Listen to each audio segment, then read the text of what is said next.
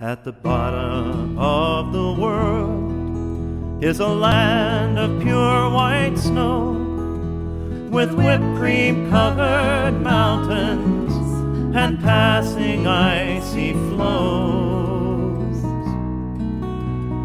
Penguins strutting on parade, whales explore their watery caves among icebergs born from glaciers, gently carved by pounding waves. Antarctic dreams, Antarctic dreams of nature's beauty so serene, so far away. I'm there today in my Antarctic dreams, in my Antarctic dreams, in my Antarctic dreams.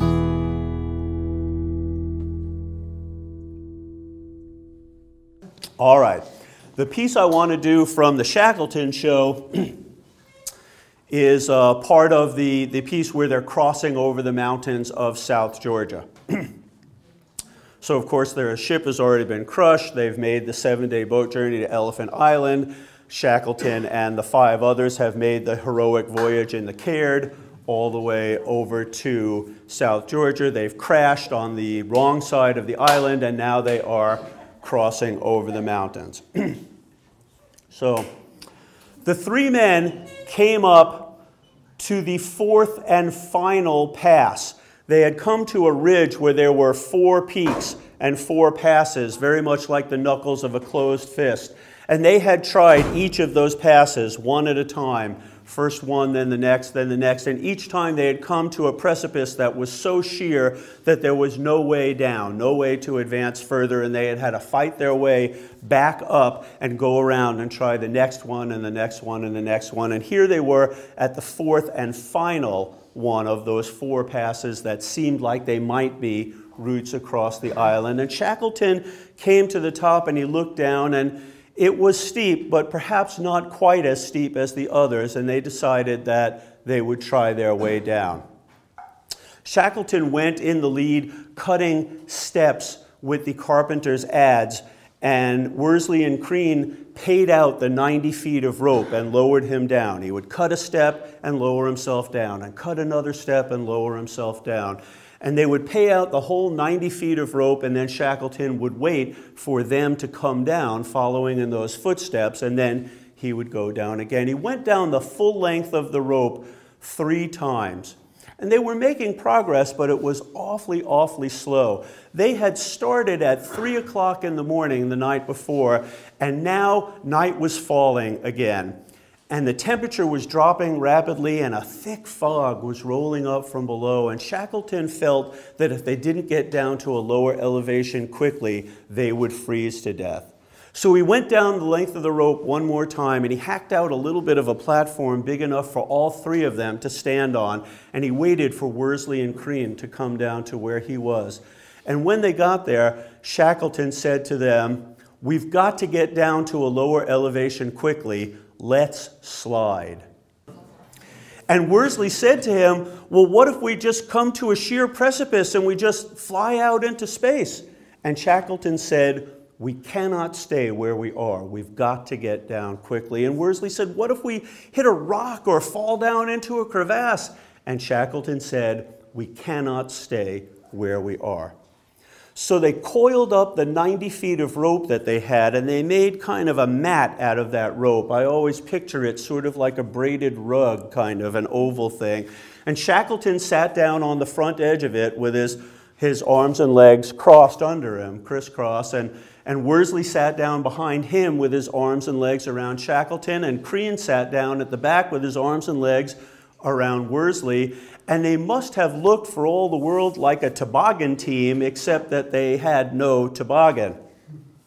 And Shackleton did not give them time to sit there and consider the utter insanity of what it was they were about to do. He kicked off, and in the next second they were hurtling down the slope, and the wind was whistling in their ears, and their hearts were pounding in their chests, and they were shouting at the top of their lungs in a strange mixture of exhilaration and abject terror. And they went down the slope, down, down into the fog and the unknown dangers below, down the slope. And then the slope seemed to rise up and level out beneath them, and they ended up, bam, in a soft snowbank.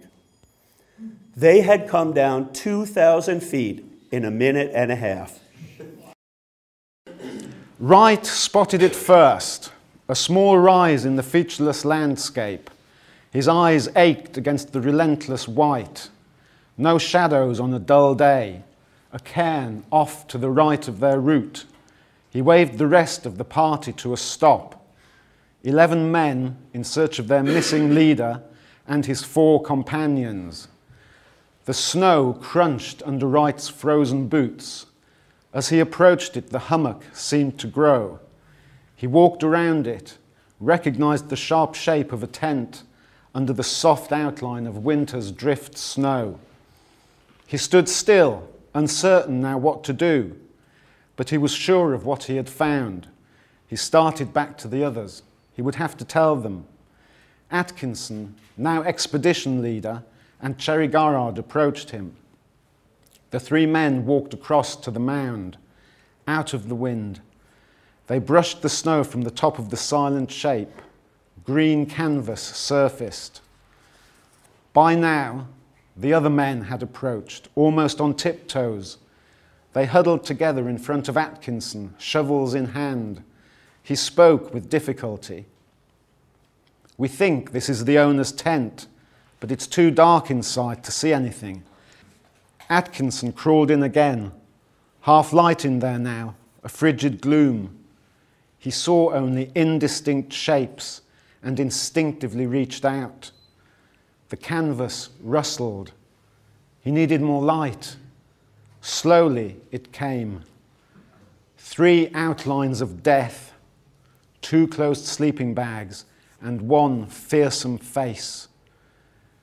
He would never get used to the nightmares, never forget the green light inside the tent and their yellow frost-bitten faces. He opened the 2 sleeping bags to reveal the bodies of Wilson and Bowers. They had slept themselves into death calmly, from what he could see, but the weather had carved mutilation into their faces. Scott had thrown his sleeping bag wide open at the moment of death, or so it seemed. His face was distorted by a grimace of pain and fear, the skin glassy and scarred across his starved cheeks. Like the other 2, he was frozen solid. They had lain here, under the snow, through the blackness of winter, in cold so fierce that boiling water would freeze when thrown in the air. Tom, the South Pole Symposium was wonderful.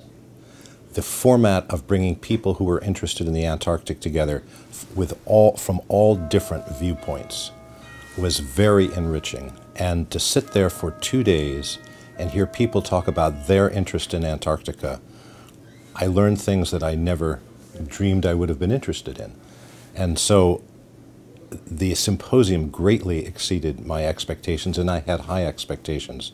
It was fun, and enriching. And I think the most fun was the friendships that I've made and will continue to make and enrich with the people that I met there. So thank you for letting me be part of this. Appreciate it.